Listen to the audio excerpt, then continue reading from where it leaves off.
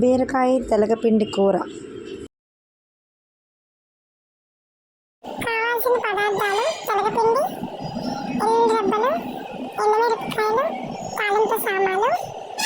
నూనె వేయించుకోవాలి సరిపడగా, మనకి ఎంత కావాలంటే ఒక 2-3 స్పూన్స్ వేసుకోవచ్చు. అలాగే తాలింపు సామాన్లకి మనం పప్పులు ఫస్ట్గా వేగించుకొని జీలకర్ర, ఆవాలు వేగనివ్వాలి.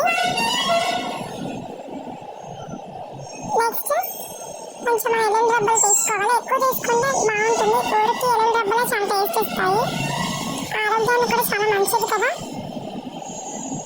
నేను కొంచెం ఎక్కువే తీసుకున్నాను.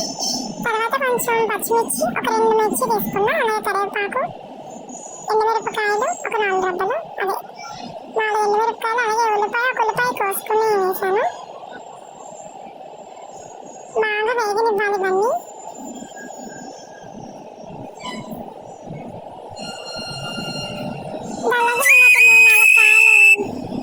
ఒక 3-4 కాయలు నేను బీరకాయలు తీసుకున్నాను.